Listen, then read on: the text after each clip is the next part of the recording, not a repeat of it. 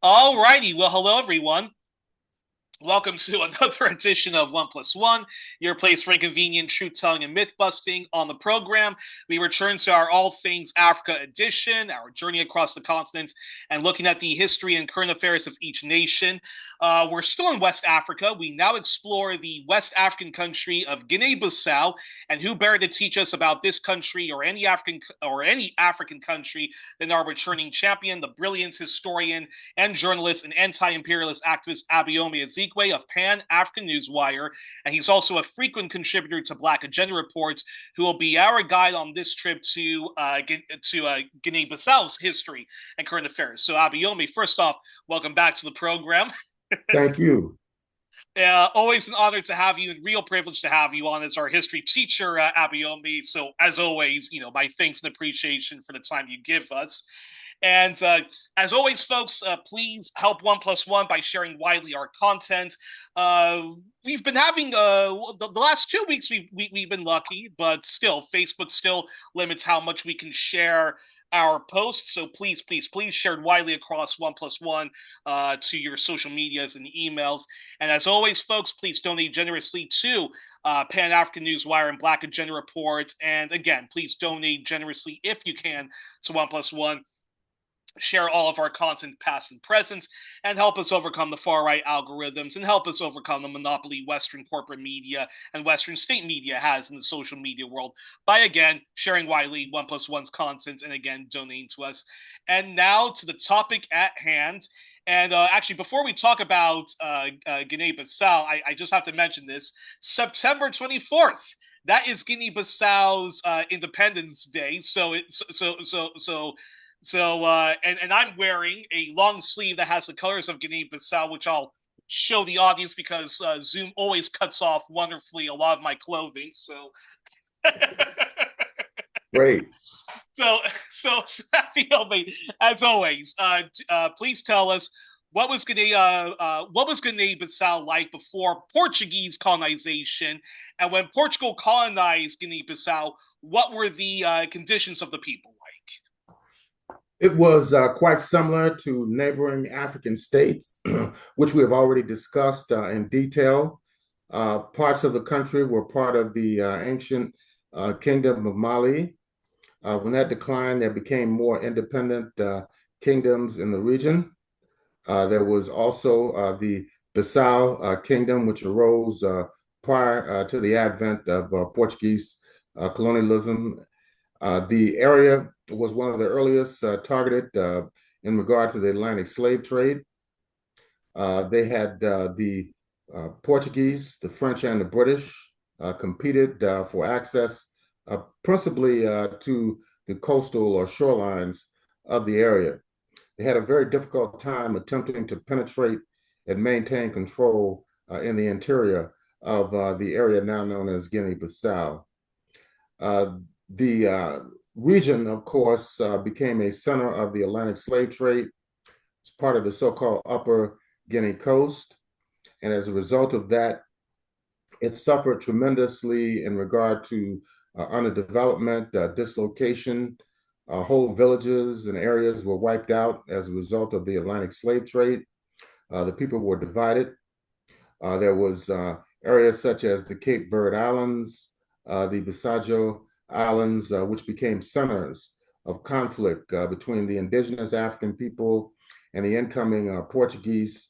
And also as a result of the scramble for Africa, it also included the French and the British as well. So it took a considerable amount of time for the Portuguese to gain total dominance over the area known as Guinea-Bissau. The Portuguese, of course, also colonized Cape Verde Islands, and in other parts of Africa, they colonized Angola, Sao Tome, Principe, as well as Mozambique. So they had a Exactly. formidable African colonial empire, which, of course, was later overshadowed and outmaneuvered by other European imperialist powers such as France, as well as Britain. And how to get and of course Portugal was the last Portugal was the last of those European empires which I mean, I'm not using the term right. I'm not using the phrase right, but it was the last of the European empires which gave independence to to its African colonies. Portugal, of course, during the actually during much of the Cold War, except for the 1980s, was under a fascist dictatorship, a far right dictatorship, and throughout that time, still maintained its yes, its African colonies. Very important to note that. So that being said, how did Guinea-Bissau become independent, and was it a peaceful transition or one of violent struggle? And because Guinea-Bissau has such a tumultuous history, I've prepared 14 questions for this interview, so I have to also add in this. So after you tell us how Guinea-Bissau became independent and whether it was a peaceful transition or a violent one, do then tell us about the nation's first 7 years of independence, if I'm correct, under the leadership of Louis Cabral and the African Party for the Independence of Guinea and Cape Verde. And he ruled from October the 2nd, 1958 to March 26, 1984, unless I'm mistaken. And like other African Yeah, I think rulers, that's you mentioned that's Ahmed Secretary. I think you confused that with ah, Guinea-Bissau. okay, Yeah, yes, okay, sounds like the PDG. Yeah, and Guinea-Conakry. okay, Yeah, we so talked about that apologies. last week. But Exactly. the So apologies relationship for that, between the two folks. countries are heavily intertwined. We'll talk about that later. Okay, so apologies for that, folks. And yes, I was sick a lot this week, so I had to. So a lot of times I was doing my questions last minute. So apologies for that. Okay, so tell us about the early years of Guinea when it was ruled by Louis Capral, and like other African rulers, who held office, mainly, Guinea, Ghana, Eritrea, Somalia, Ethiopia. He was a Marxist, and he imposed what some would describe as a Marxist or Marxist-Leninist rule, others communistic, but certainly a far left-leaning one-party rule. So, how do you assess his legacy when we talk about the socio-economics specifically for the vast majority of the people of Guinea-Bissau, because the African Party for the Independence of Guinea and Cape Verde, or the or the PIGC, on paper it's a left wing or a left leaning party. Its ideologies, when researching, is democratic socialism, social democracy, left wing nationalism, African nationalism, Pan Africanism. Historically, they've advocated or implemented to various degrees Marxism, Leninism, democratic centralism, ethno regionalism. I'm curious, in recent years, if they've softened their political positions to the center left, and to get an idea of how radical or moderate they are. They have been members of the Socialist International, but as a consultative member, and SI, it's important to remind our audience, is where the global center left, leftist, or strongly more left leaning parties meet to see how they can advance a global left agenda and help one another out. However, the organization has been dominated by Western European and Nordic social democratic parties who have been guilty of supporting Western imperialism, or as we like to call it, social imperialism. And since the late 70s and early 80s, many of those parties have pivoted to the hard right, domestically on their working class folks. And the same is true of its sister organization, the Progressive Alliance, and many of the global South and those from non-European and the non-American world have often been too influenced by this power dynamic and the playbook of the Western Euro-Nordic social democratic left. So from there, yes. So from there, Abayomi, yes, talk to us about how Guinea-Bissau became independent and its first years under the leadership of Louis Cabral. Well, in order to understand the entire independence process, we need to recognize, first of all, that it took the Portuguese centuries to totally dominate the area now known as Guinea-Bissau and Cape Verde. It wasn't until around 1913, 1914 that they could claim total domination over the area. And this is very, very important. And even after that, there were revolts against taxation, against forced labor. The Portuguese went from outright chattel slavery to colonialism, which introduced forced labor. It wasn't a lot of difference between the forced labor period and the period of colonialism and the Atlantic slave trade. So that's very, very important to recognize. The PAIGC was formed in 1956 with Amilcar Cabral and some of his comrades as the leadership. And it was formed in Lisbon, Portugal. It had some assistance from the Portuguese Communist Party at its formation. But we also have to understand that Portugal itself had become a backward colonial power, the most underdeveloped colonial power in Europe itself. Exactly. They did not become a quote republic unquote until the early part of the 20th century. They had been governed by a monarchy, and this was true even in some of their former colonies. For example, Brazil had been a Portuguese colony. It had been a major source of the human capital for the Atlantic slave trade.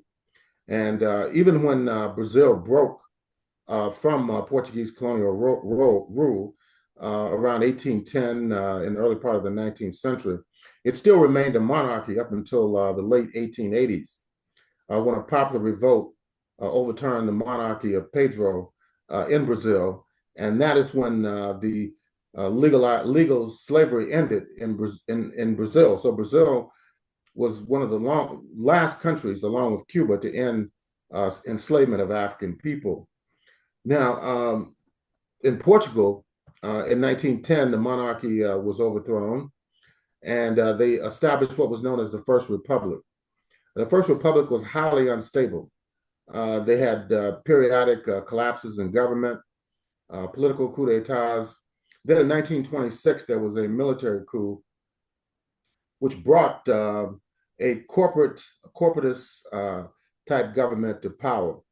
It was quite similar to fascism that developed later, that had developed in Italy beginning around 1921, 1922, and what happened later in Germany in 1933. I was fascist, proto-fascist before Franco came into power with the Spanish Civil War. Yeah, in fact, they supported Franco during the Spanish Civil War.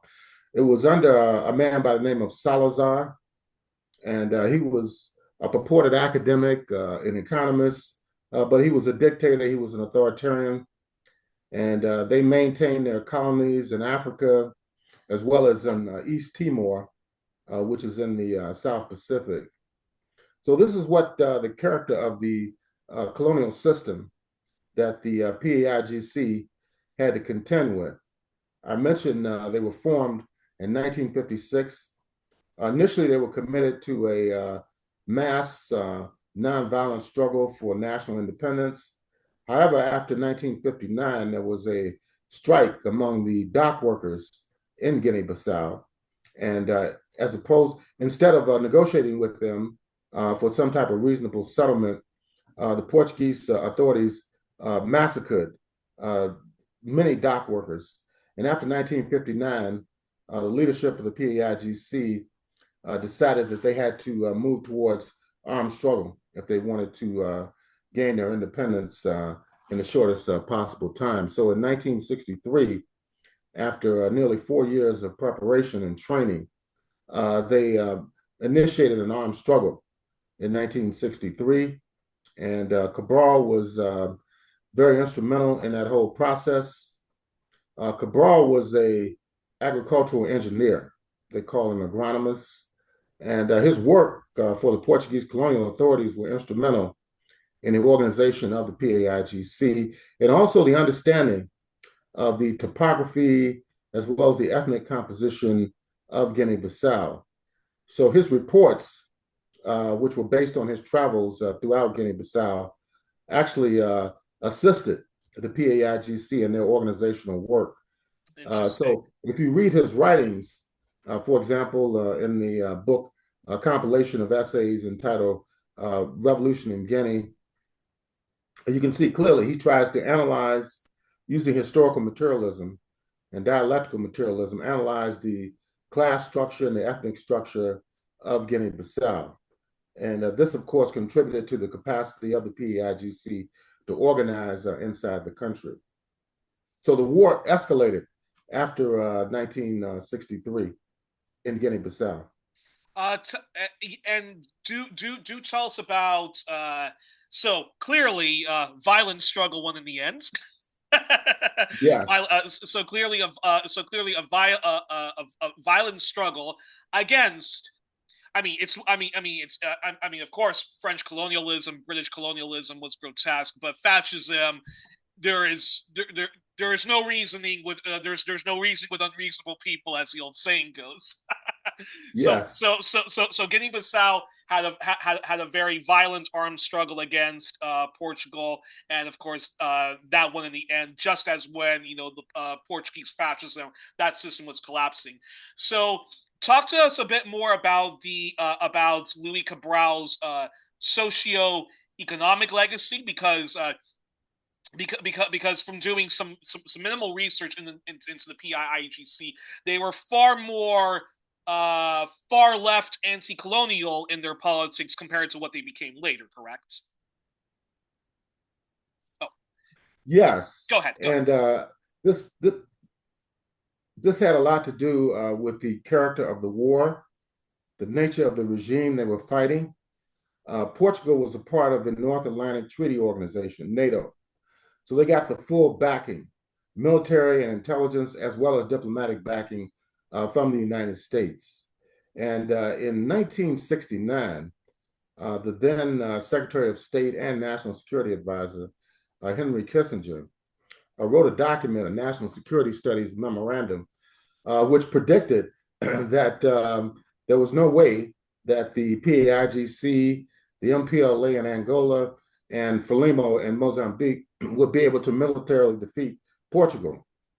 This was his assessment in 1969. Of course, that proved to be gravely false because the guerrilla fighters who were informed, with the correct ideology, Marxist in orientation and Pan-Africanist in practice, they were able to make significant gains between 1969 and 1974.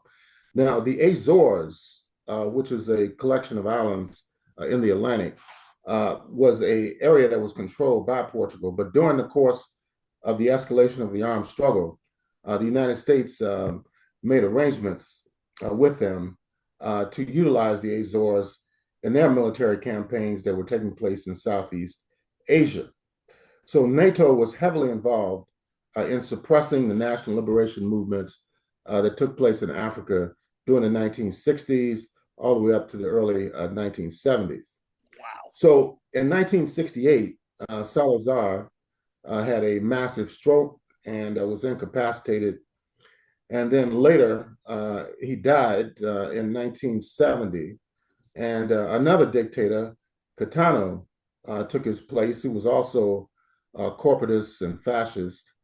But that still was not enough to reverse the course of the war. And what's interesting is that what may have jeopardized the post-colonial trajectory, political and historical trajectory in Guinea-Bissau was in 1973, Amilcar Cabral, the leader of the PAIGC, was assassinated in Conakry, Guinea. Now, we talked about last week the Portuguese-backed invasion of Guinea in 1970, which was set up to assassinate Ahmed Sékou Touré and to kidnap Amilcar Cabral and probably Dr. Kwame Nkrumah as well, who was also living in Conakry at Villa Sali during this period after the 1966 CIA-backed coup against Nkrumah's government in Ghana. So, but in 1973, in January of 1973, some members of the PAIGC who had been imprisoned had gotten out of prison, had been released, and wanted a meeting with Amilcar Cabral, which he agreed to this meeting in Conakry. And during this meeting, they produced weapons and assassinated Cabral. Now, it was always credited to the Portuguese intelligence services, which they called PIDE, P-I-D-E. So Cabral was assassinated. This was a massive blow to not only the PAIGC, but the other liberation movements which existed. There was a Council of National Liberation Parties of the Portuguese colonies concept, So, which PAIGC was a so, part of, the so, so, MPLA was a part of it. so, Yeah, so actually, sorry to interrupt, Abayomi, but I just want to make it go very clear ahead. to the audience. So, Louis Cabral, safe to say, he was murdered by Portuguese Western NATO-backed forces.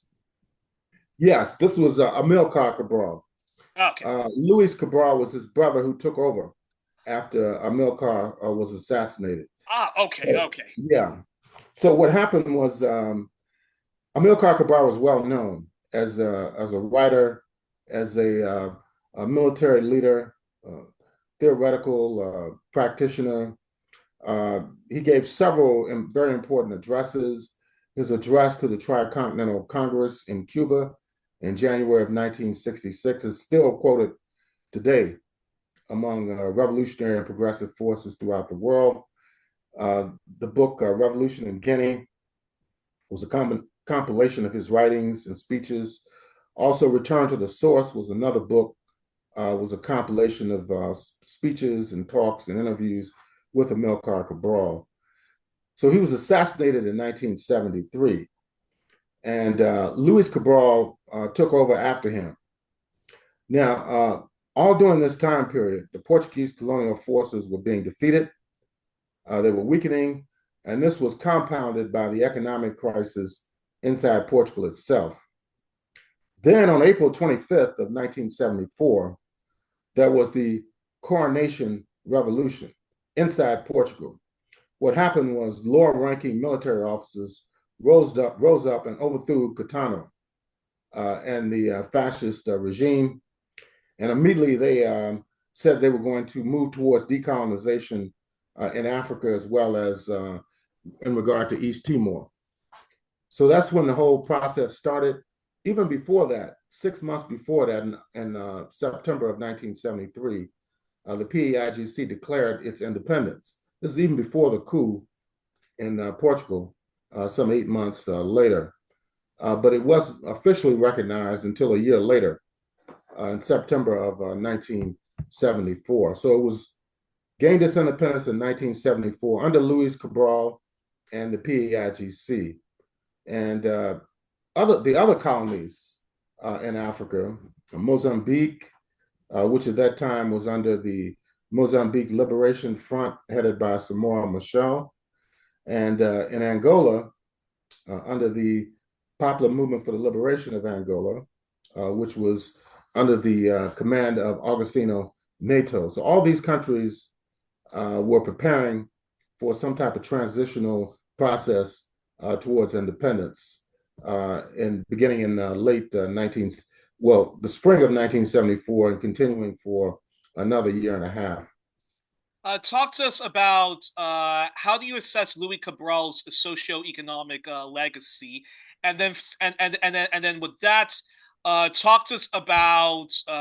I'm actually gonna switch my questions a bit around here. So, talk to us a bit about his socioeconomic legacy and whether and whether you think it's mostly positive, one of celebration, or if there's any criticism you'd like to give, feel free to do that. And then talk to us about feel free to talk a little bit about his foreign policy and then talk to us about the conditions that led to his coup. Yeah, and then, and yeah, Yeah, talk to us about that, and then we can talk about the person who replacement and all that, because this is where Guinea-Bissau's history starts to get very rocky. Yeah, complicated to say the least. Exactly. Yeah, particularly after 1980. But Luis Cabral and the PAIGC embarked upon initially a socialist orientation as it related to their national development. Um, the same held true for Frelimo and the MPLA in Mozambique and Angola, respectively. A lot of this had to do with the vicious character of Portuguese colonialism. We're talking about 5 centuries of enslavement, colonialism, and forced labor, and fascism in regard to how Portuguese society was organized and how they projected that on their colonies on the African continent. So they started out in a socialist orientation. And then, of course, in 19, but the economy did not improve to the degree that people had anticipated in Guinea-Bissau. And then there was Why is this, that actually? well, I mean, the Portuguese withdrew all their technical support, all their financial support. A lot of the Portuguese colonial personnel left and went back to Portugal, or they went to other areas of Africa. A lot of them went to South Africa, for example, and you could find Portuguese communities there even as late as the early 1990s. Helping So, and then so one settler colonialist helping out another settler colonialist, not exactly, just going over to South Africa to help the white supremacists there. exactly. Okay, That's interesting. that's what happened. Also, the economy was largely based upon agricultural production, and there was no known uh, mineral or metal strategic resources that could be exploited by the country.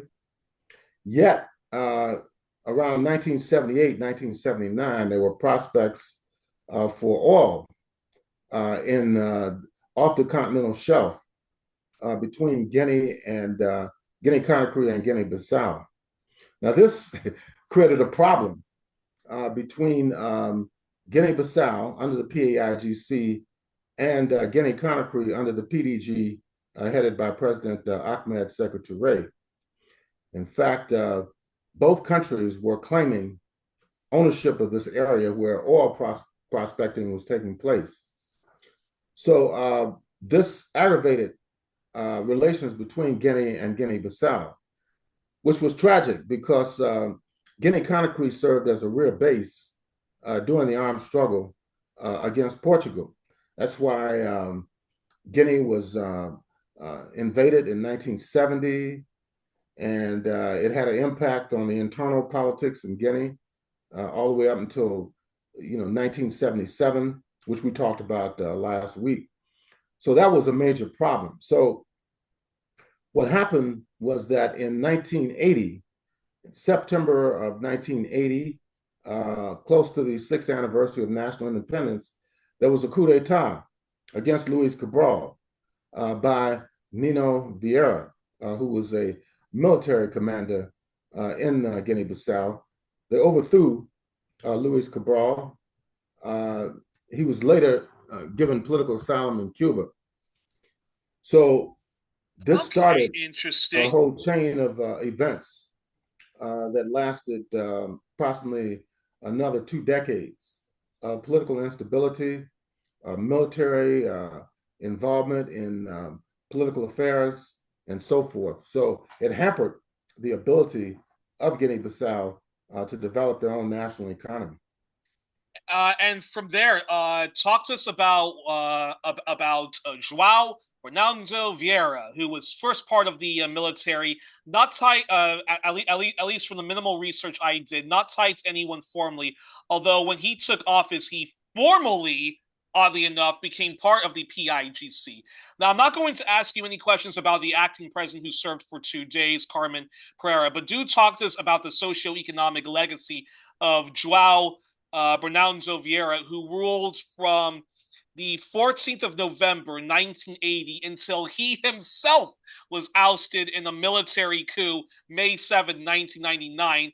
And since he governed through the last chapter of the Cold War into the 90s, the dawn of the unipolar world, dominated by an even more aggressive capitalist imperialist US, where's Vieira's foreign policy legacy, if any? So yeah.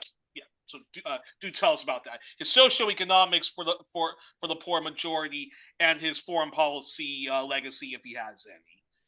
Yes, well, when the coup took place in November of 1980, there was speculation that Secretary was behind the coup.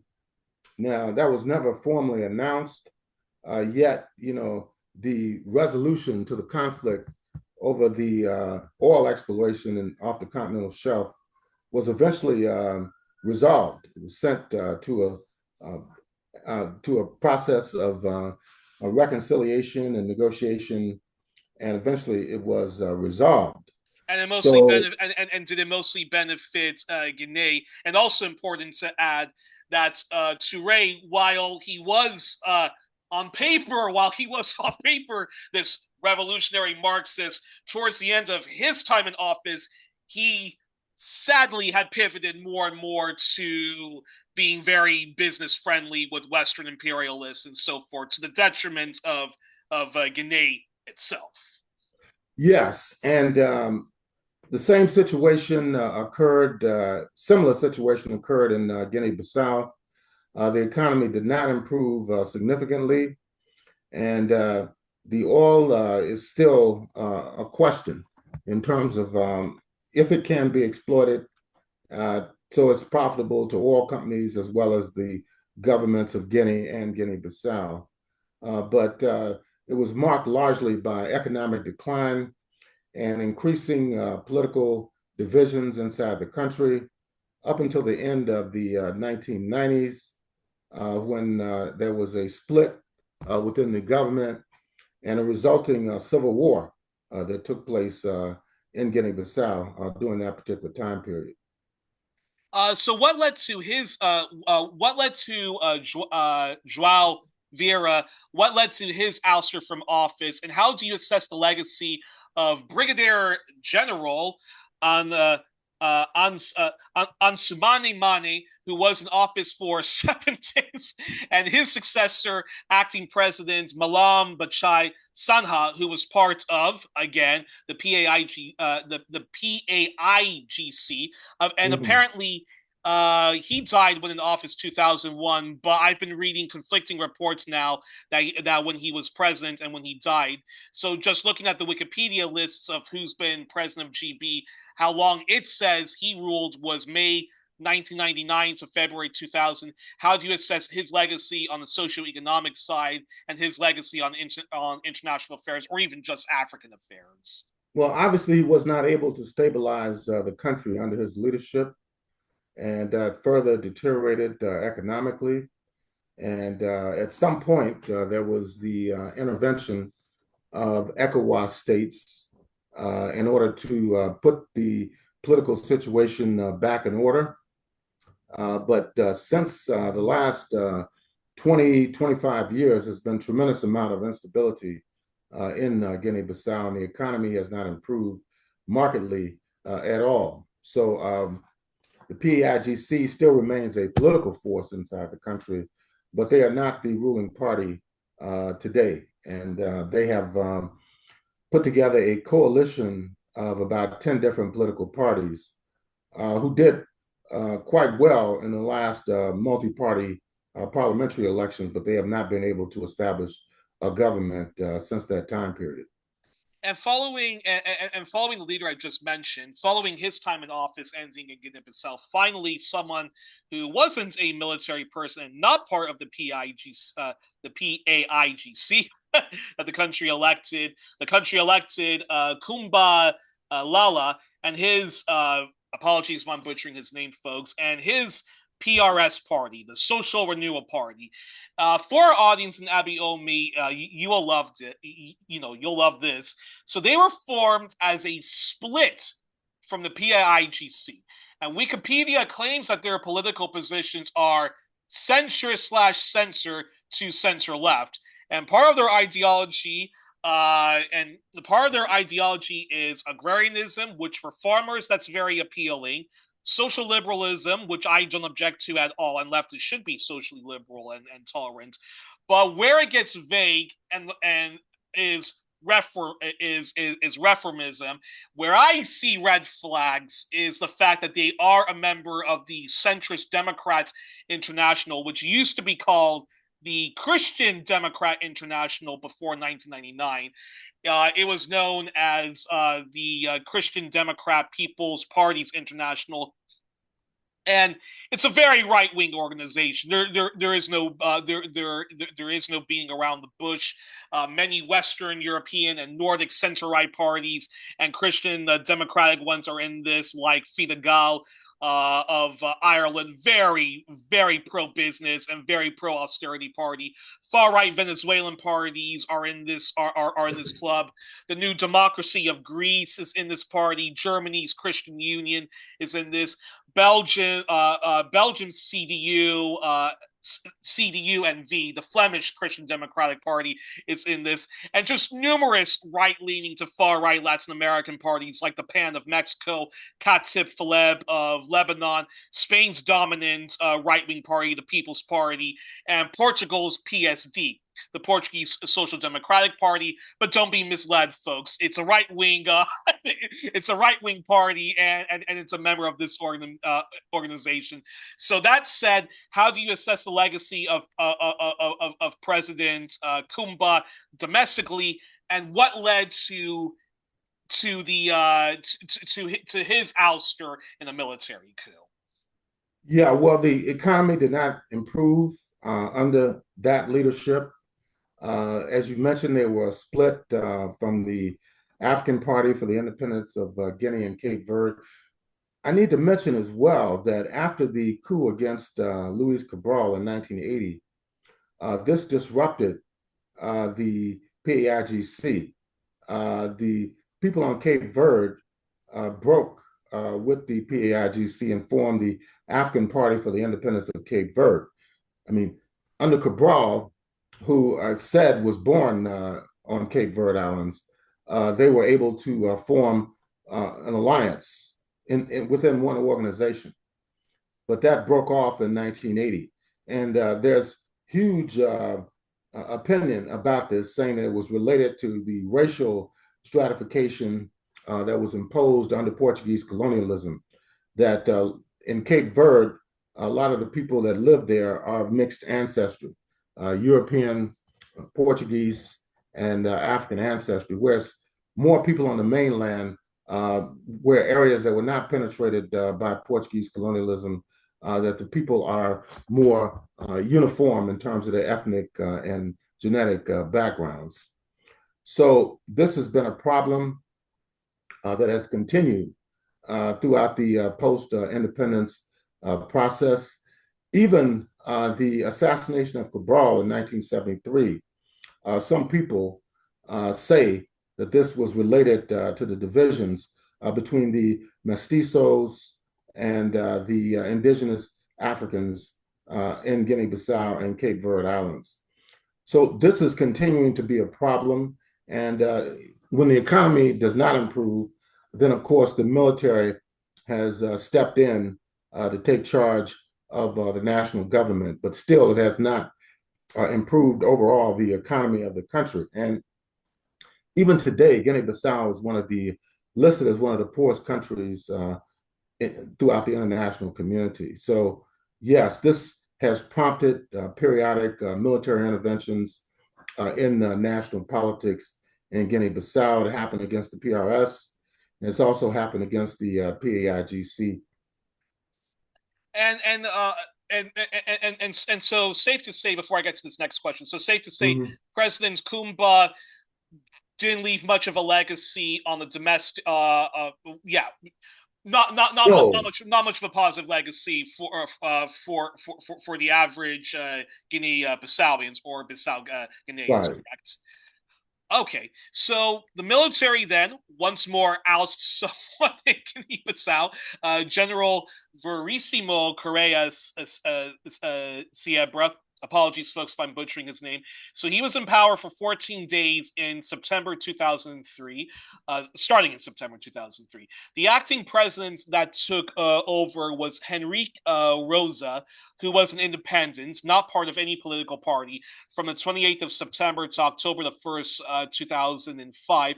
How do you assess his legacy in office? And given that he was an independent, did he lean more to the left or more to the far right? Very curious very curious your response. His leadership was not very effective. He was definitely not a leftist. He tried to maintain a center or center right course in regard to his development of Guinea-Bissau. But at the same time, they were not successful in stabilizing the country politically or to bring about any type of significant economic development. And then that's a perfect segue to this question. Now, João Bernardo Vieira made a comeback in politics, and he came back into office October the 1st, 2005 to March 2nd, 2009. But this time, he did not come as a member of the PAIGC, but as an independent. So, how do you assess his time in office in this remarkable comeback? Was he leaning left or to the far right? And talk to us about what led to his murder. And when you talk to us about his political assassination, was it shocking that this happened, that he was a victim of an assassination? His murder, very curious your response. Uh, Not surprising at all. The PAIGC had been split. The fact that he ran as an independent is a clear indication of the ongoing fracturing of that political tendency. His assassination stemmed from a rivalry with elements within the military in Guinea-Bissau. So amongst a lot of people, it was not surprising. And he was not liked among huge sections of both the military and the political personalities and political tendencies inside of Guinea-Bissau. Then when he was he ousted because he was doing policies that leaned more towards the left, which the reactionary well, I mean most of the rich are reactionary, but was his policies really upsetting the plutocrats of Guinea-Bissau, and that's why he was allowed to have been murdered. Well, no, it was factionalism within the ruling elites inside of Guinea-Bissau, who was going to control the state. That was principally what was behind his assassination and his removal from office. Interesting. So then, so then comes the rise of Raimundo Pereira of the PAIGC. How do you assess his time in office, Raimundo Pereira of the PAIGC, March 3rd, 2009 to September 8th, 2009? And then so talk to us about that, and then talk to us about his successor, Malam Bachai Sanha, who comes from the same party, who was in office for 2 years, September 2009 to January 2012. And then Raimundo Pereira comes back in office January 2012 to April 2012 until he is ousted in a military coup. So how do you assess both these, both these folks' times in office, and was it a good period for the left or not so good? Very curious your response. Well, with the type of divisions that existed within the PAIGC and its rivals, some of whom had come out of the organization itself, it was not a good period in regard to stability inside the country or economic growth. And during this period, it has been rumored that there were criminal elements that were involved in the country, and they were involved in narcotics trafficking uh, from the ports in Guinea-Bissau to countries throughout the international community. So you had the introduction of criminal syndicates within politics and also within the military itself. So this also contributed to the lack of stability inside of Guinea-Bissau during the period of the 2000s and extended into the 2010s as well. And and this ends again with the military taking over. How do you assess the legacy of the military that took over the PAIGC again? Major General Kurumba, who served from April 2012 to May 2012, followed by an independent politician, Manuel Sarifo Namaju. Apologies, folks. I am the Yankee that keeps butchering African names. I will be working on that. Who was in office May 11th, 2012 to June 23rd, 2014. And when President Manuel served, who was he closely aligned with? And did he govern more to the modest left or again to the extreme right? Very curious your response. Yeah, it appears as if he attempted to take a centrist position in regard to governance to try to reestablish some form of stability inside of Guinea-Bissau, but he has not been successful, as other previous leaders have not been able to stabilize the country and to form some type of united front to govern the country and to prevent the economic decline inside of Guinea-Bissau. And after his time in office comes Jose Mario Vaz, again of the PIGC. Now, he served in office from June 23rd, 2014 to February 27th, 2020. How do you assess his time in office? And very rare that he was allowed to rule almost uninterrupted for 5 years. Very curious. So I'm very curious your assessment of him. Yeah, it did bring stability back, forms of national unity, a return to a semblance of progressive politics inside the country, but it did not last beyond the time period in question, and he was replaced by the government, and it took a fast rightward shift since the last 5 years. Wow. Okay. So wow, that's very sad to hear. So and that mean and that's a perfect segue. So we finally come to Guinea-Bissau current affairs. What do you make of the current president of GB? And apologies if I'm butchering his name, Umaro Sissoko Imbalo, and his party, the Madam G15 Movement for Democratic Alternation, group of 15 and their time in office so far. And according to Wikipedia, they sit on the center left. So, how do you critically assess them? Well, they have not been progressive in terms of international politics.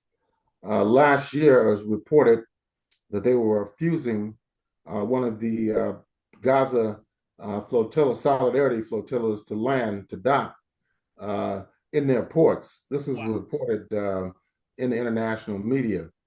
And I had reached out to the PAIGC during this time period to see what their position was on this issue, and was never really clear. But they, last year, I believe it was in 2024, there was parliamentary elections that took place. And even though the PAIGC had established a coalition of 10 political parties, and they won the largest block of votes in the National Assembly, they have not been able to take office and establish their own government inside of Guinea-Bissau. And the leader of the PIGC just returned from exile in Portugal, and he was just disqualified from running for office in the upcoming parliamentary elections. So that means there's going to be more political instability, tensions inside the country. It's not clear what the political response will be on the part of the PAIGC. They are not. they set up this coalition during the last parliamentary elections, and they're not running in their own name. They're running under a name of a coalition, which is comprised of 9 other political parties.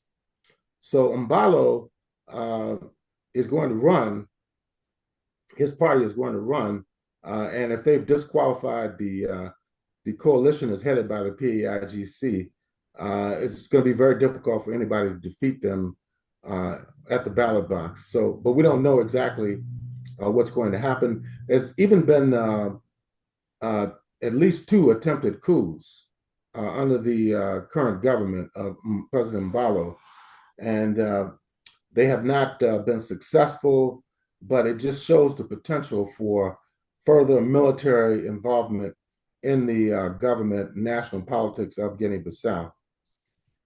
I have to ask. I have to ask this question about Guinea-Bissau's military. This might be a stupid question, but is it safe to Mm-hmm. say that the military of Guinea-Bissau has often acted a uh, as a bunch of mobster goons that the plutocrats and their international actors use whenever whenever somebody gets a little bit out of hand and pursues policies, however minimal they even might be, but whenever somebody wants to help out policies that are going to help out a section of Guinea-Bissau's poor, that's when the military comes in, ruins everything, and acts as a saboteur of any sort of even minimal progressive help to Guinea-Bissau's majority poor. I'm very curious your response on that. Interestingly enough, the military within Guinea-Bissau grew out of the armed struggle, which was waged between 1963 and 1974. Yet there was a disconnect between the political leadership and the military leadership, which became evident in the 1980 coup d'etat, which was led by the military forces of the PAIGC. So obviously, they were not able to, under Cabral, for example, the guerrilla army was subservient to the political leadership of the PAIGC. But that became unbalanced by 1980 due to the charges leveled against Luis Cabral, saying he was not effective, he was out of touch with the people inside of the country, and he was overthrown. But given political asylum in Cuba, he died perhaps a decade or so ago while in exile in Cuba. But no, there's never been the process of full integration between the political leadership and the military leadership of the PAIGC. Now we're talking about some 51 years after national independence. So a lot of the people who were in the army and who fought the Portuguese during the armed struggle have either passed away or are seniors, would have to be people up in age at this point.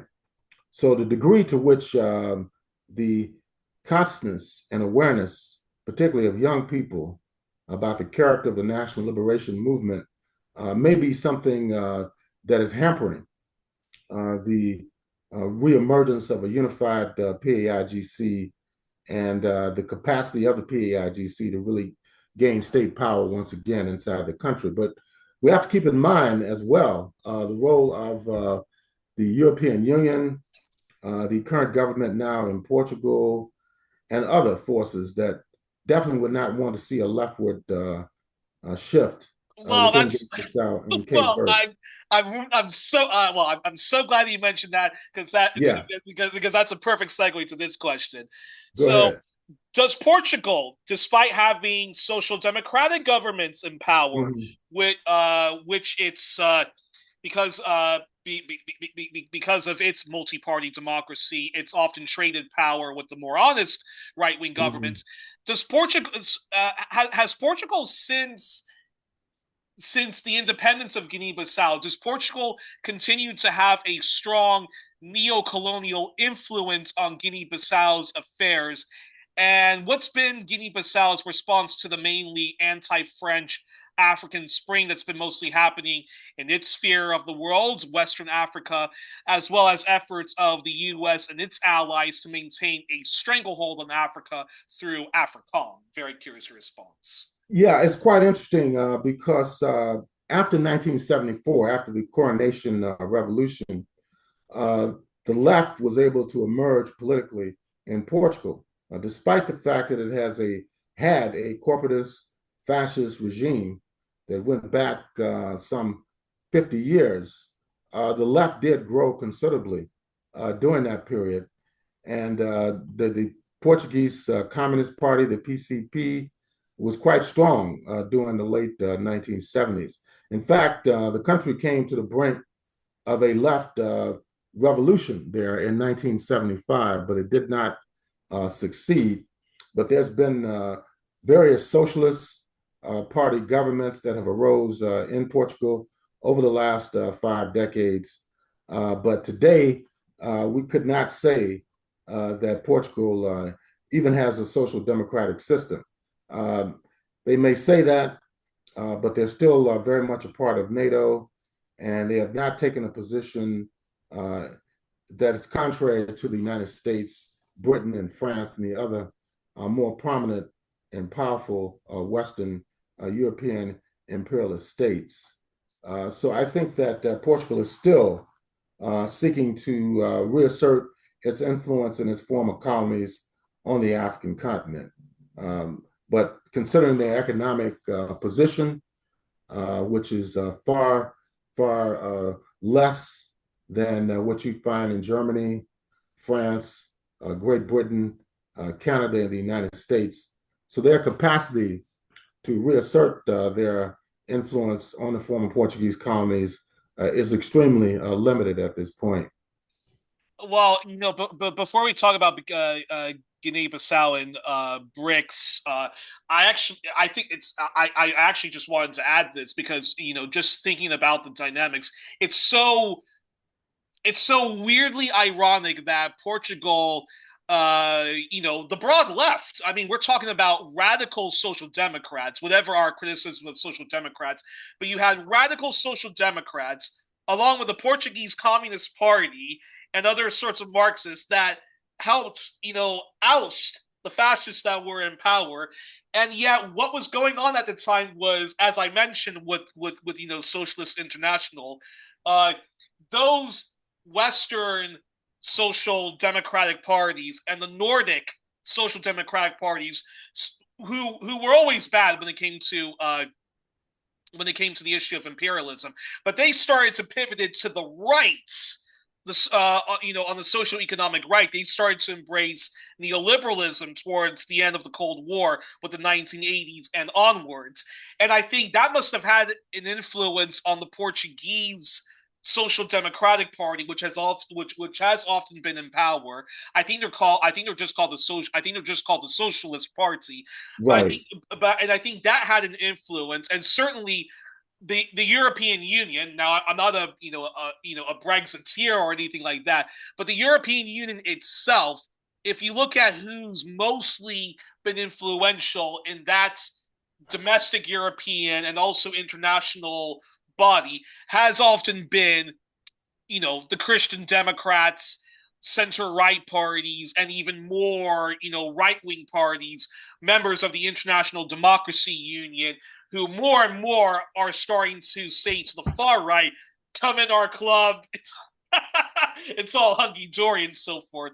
Uh, your response on that, because I think that itself is quite interesting when we talk about Portugal's center left party that has often been in power, and even Spain's center left, its socialist party, which is still called the Socialist Workers Party, has been, I think, to its detriment, way too much influenced by the center right to far right of the European Union and the global right. I'm very curious your response on that. Yes, this has been a pattern, particularly since the decline of the Comecon countries in Eastern Europe and the eventual collapse of the Soviet Union, which took place in 1991. There has been a rightward shift on the part of the European left parties, whether you talk about the Communist Party of France, uh, Portugal, and the socialist parties as well of those states, even the Italian Communist Party. All of these communist parties and socialist parties in Western Europe have undergone splits themselves, massive splits. I mean, in France, look what's happened to the Socialist Party in France. And now you have the so-called Popular Left Front there, which is the largest bloc in the National Assembly, the lower house of the parliament, but has not been able to even appoint a prime minister, let alone set up a government that is to the left of Emmanuel Macron. So this has been a pattern throughout the Western European countries that they have drifted more to the right, even in the UK, for example. Look at the state of the Labour Party today. They had to host Donald Trump just last week. Trump is a known fascist. He's forcing the European countries to spend more on military weaponry, and they've done absolutely nothing in terms of the Palestinian question, even though Britain and France have supposedly recognized the Palestinian state. The question is, where is this Palestinian state? And how is that going to be followed up? Are they going to enforce an arms embargo, sanctions against the state of Israel? So this leaves a lot of questions to be resolved. But yes, there has been a market shift towards the right in most of those countries. And also the migration question has contributed immensely to the movement towards the right. The whole replacement theory that's popular in Yeah. Europe as well as in North America is impacting electoral politics in these countries. They feel that people coming from Africa, from West Asia, from other parts of the global South are damaging their capacity to maintain their culture and their political rule as well as economic stability. But I think it's a miss. It's a miss. They're missing the mark. They need to stop the imperialist intervention, both economically and militarily, in the countries of the global South. Then you'll see a reverse of the economic plight of the people in these states. But what is happening now is that they're blaming migrants for the economic decline in many of these Western European states. Well, and just to give you an idea of how muddled or contradictory the politics is of say something like the Socialist Party of Portugal and its sister party in Spain. I I have family. I have family that's based in Berlin, so I sometimes go to Berlin. And our good friends at World Beyond War, one of the members of World Beyond War that runs the Berlin branch, has a very nice cafe bar, openly left, openly anti-war, openly anti-imperialist. So I decided to, so I decided to check this out. And I met some people and I met some Brazilians, some who are based in different parts of Germany, one that was based in Brazil. And we were talking about, some of the weird contradictions we find ourselves in when it comes to the Western left. And two of them were saying to me that while the Portuguese Socialist Party and members of those parties, while they're great on when it comes to Brazilian solidarity, affinity for Lula and so forth like that. When they came to Venezuela, when they came to Nicaragua, they were very hostile. And then when it comes to NATO and gung ho, stand with Ukraine despite the problems of Ukraine, very much, you know, social imperialists or just have these imperialist blind spots. I'm very, very curious your response on that before we talk about Guinea-Bissau and BRICS. Yeah, I think it's very confusing. The politics of many of the EU countries, even on the left. In Germany, for example, very few political forces support Palestine. Even the Green Party, from my understanding, was pro-Israel. Oh, the Green Party's horrific on Yeah. Israel, and in fact, the ghastly foreign minister who was a member of the Green Party, Annalena Baerbock, she is currently, I think, she's currently the head of the United Nations General Assembly. And folks, Yes. warning: if you listen to her on press conferences, and if you read whatever statement she makes, yeah, just yeah, a disgusting Western chauvinist and one of the most ignorant people that yeah, unfit for the job that she has. Yes. Yes. And when Benjamin Netanyahu spoke earlier today before the United Nations General Assembly in New York, the overwhelming majority of the people, from what I saw, got up and walked out of the venue because it is Yeah, outrageous that they would have someone like that speaking before a international body when in fact the Palestine Authority, President Mahmoud Abbas, despite all the criticisms against him, was denied admission. 80 people as part of the PA, or the State of Palestine delegation, were denied visas to get into the United States. Yet Netanyahu, who people all over the world have been condemning and demonstrating against and calling for sanctions and disinvestment, is who is allowed to charged with speak. war? Who is charged with war crimes, and that even includes genocide and or plausible genocide, the stupid mental gymnastics that the From the international ICJ, court yeah, does. But he is charged with war crimes, and that includes crimes against humanity. exactly, exactly. So these are the contradictions that exist within the United Nations. And in terms of Guinea-Bissau, its relationship to BRICS, I'm not aware of any effort on their part to join BRICS. It would probably be very difficult considering the lack of development inside the country, the political divisions which exist in Guinea-Bissau. They're going to have to work out, what their political trajectory is going to be domestically as well as internationally.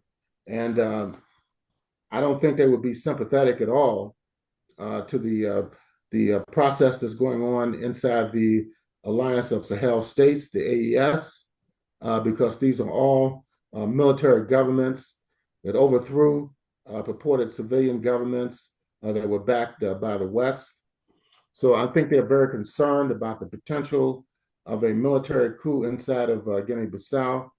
There's been a couple of attempts over the last few years of the military to take power inside the country. It was not clear what direction these military forces would have taken Guinea-Bissau, whether they take them more towards the PAIGC or more towards the PRS and the more independent right-leaning leaders that they have had over the last several years. So a lot has to be worked out in Guinea-Bissau. And I believe these elections that are coming up is just going to cause more tension and more political conflict inside the country, particularly with the PAIGC-led coalition being disqualified from participating in the upcoming elections. Before I ask this last question, this just appeared. This actually just appeared in my mind right now.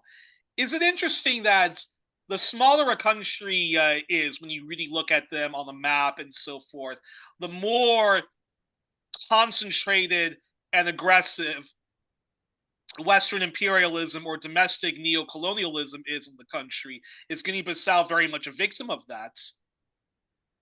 I think so. And the fact that back when the PAIGC was waging an armed revolutionary guerrilla struggle, they had less than 1 million people. In 1950, the population was about 500,000. And during the height of the armed struggle, it was around 800,000. So you're talking about a relatively small population that have been heavily underdeveloped, victimized by the Atlantic slave trade and Portuguese colonialism, and set up, as a supply route, for enslaved Africans, for agricultural products. So yes, considering that, it was a monumental example of the capacity of small countries to rise up against their oppressors and to bring about revolutionary change. The breakdown occurred with the lack of the capacity of the PAIGC and others to unify the country and to move forward in regard to some type of economic development. The split, with the Cape Verde Islands and the internal problems within the PAIGC, the military wing, the civilian wing, and even inner conflict within the military itself has contributed over the last 50 years to its lack of development. So there's a lot to be said, and there's a lot to be observed, particularly over the next few days, the next few weeks and months inside of that West African countries. Today, there's approximately 2.1 million people that live in Guinea-Bissau, but you can trace the underdevelopment back to the intervention of the Portuguese and the carving up of the general area between the British, the French, and the Portuguese, and the suppression of political expression and political organization under Portuguese colonialism, which was assisted, by the NATO countries. So they have a considerable amount of history to overcome, and there should be much effort being put forward to form an even tighter alliance among the economic community of West African state countries. But this is problematic due to the fact that even the civilian governments within ECOWAS are characterized by large-scale corruption and the inability to carve out an economic program. Look at Nigeria, for example, the largest, most populous state and the largest economic power within ECOWAS. Yet there are serious questions even about the most recent election in the Federal Republic of Nigeria, whether it was free and fair, whether it was marked by widespread corruption. And then when people tried to demonstrate last year against bad governance, the demonstrations were crushed on the part of the Bola Tinubu administration. So all of these problems have to be resolved in order for ECOWAS, in order for the African Continental Free Trade Area Agreement and the African Union as a whole to become the force that's necessary to bring about genuine development across the continent. And that's a perfect segue to my final question. Currently, does Guinea-Bissau, despite many betrayals, many setbacks, mistakes, and more that the left has made when in power, or policies that could have immensely helped the majority working class, working poor, and the chronically unemployed, does Guinea-Bissau currently have a strong left movement? And with that, any final thoughts you want to share about Guinea-Bissau and how, if the nation really wanted to overcome the scourge that is major poverty and all the terrible ills that come with it, whether it's people living in destitution and squalor, that the only way to eradicate it really is truly African socialism, Pan-Africanist socialism / Marxism, or barbarism and the endless misery that is austerity? Very curious your response. Yeah, I would say the PEIGC, even today, represents the only organized left uh, force inside the country, the only alternative to the current President Umbalo. Yet they're still being suppressed. As I mentioned, they led a coalition of 10 political parties in the last national elections, which they won by a huge margin. Yet they have not been able to take power. How they can take power is a question that is up to them in terms of whether it's through a general strike, whether it's through some type of push, whether it's military or civilian. But the country definitely needs to change in order to move forward.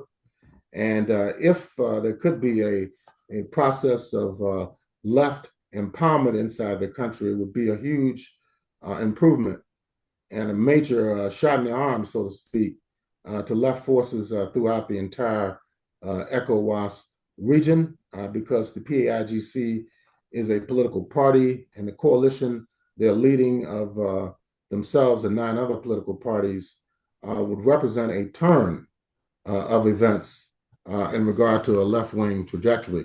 In Senegal, which neighbors Guinea-Bissau, they elected a civilian president last year who says he's a Pan-Africanist, and they have not gone in the same direction as the states of Niger, Mali, and Burkina Faso. They have not joined the AES, and they have said they want the French troops to leave, but they appear not to have taken a stance similar to the AES countries. So it remains to be seen what will happen in Senegal. So all eyes should be on the upcoming elections in Guinea-Bissau, and also the political developments that are taking place on the ground in that West African state. Fascinating. Well, well, that's a perfect place to end, and we were joined on this All Things Africa edition, learning about the history and current affairs of Guinea-Bissau with our always wonderful returning champion, historian, journalist, and Pan-Africanist leftist, and all-round anti-imperialist and support of all people power movements, Abayomi Azikiwe of Pan-African Newswire and Black Agenda Reports. Check out his work and all of his appearances on One Plus One. Subscribe to Pan African Newswire and Bar. Donate generously to them, and don't forget to do the same for One Plus One. Donate to us, please. Share widely all of One Plus One's content, and encourage others to like us. And again, share us across social media and donate. The next country we'll be exploring is the country that Abayomi mentioned, Senegal. Join us next week for that. And until then, folks, have a great weekend. Solidarity to the Palestine Solidarity Movement, which is protesting outside of the United Nations at the moment. Good night and good luck until then, folks. And yeah, well, catch you then.